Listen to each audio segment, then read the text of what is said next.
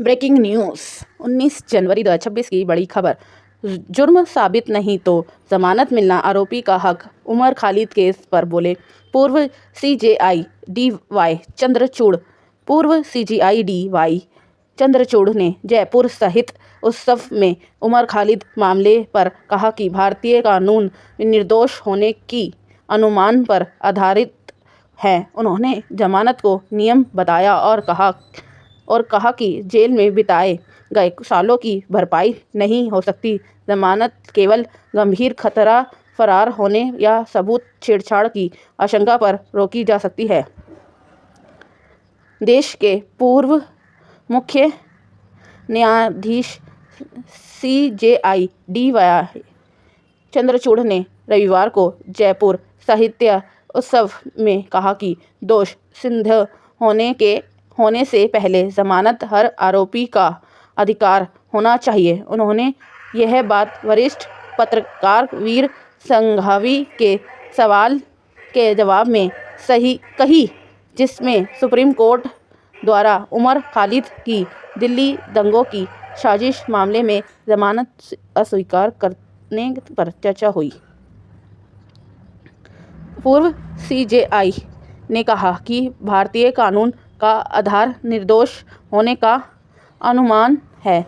यदि कोई व्यक्ति 5 या 7 साल तक जेल में रहे और बाद में बरी हो जाए तो खोए हुए सालों की भरपाई नहीं हो सकती।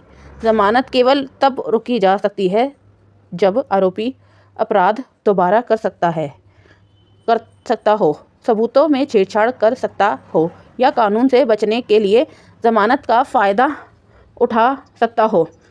उन्होंने कहा कि जहां राष्ट्रीय सुरक्षा का मामला हो वहां अदालत को केस के गहन जांच करनी चाहिए, अन्यथा लोग कई साल जेल में रह जाते हैं। उन्होंने जमानत मामलों में जिला और सेशन कोर्ट द्वारा अस्वीकार किया जाने को चिंता का विषय बताया और कहा कि यही कारण है कि ये मामले सुप्रीम कोर्ट तक पहुंचते हैं।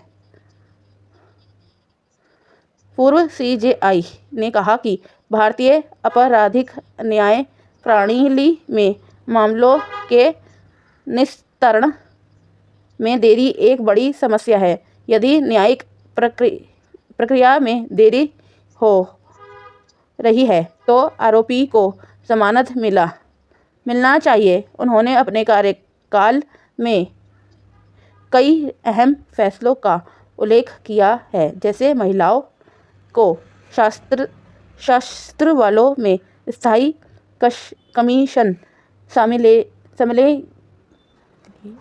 समलैंगिकता का अपराध नहीं माना और चुनावी बॉन्ड योजना को रद्द करना।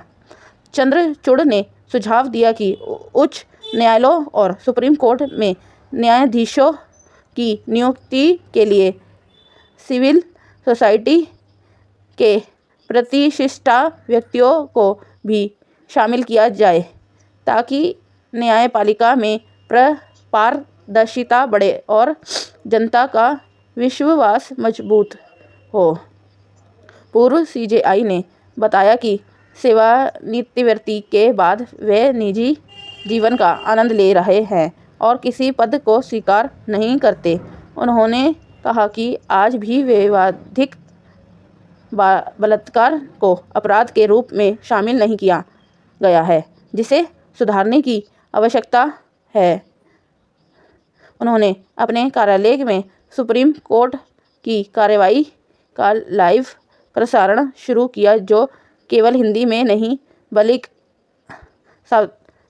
संविधान की 8वीं अनुसूची में सूचीबद्ध सभी भारतीय भाषाओं में भी उपलब्ध है।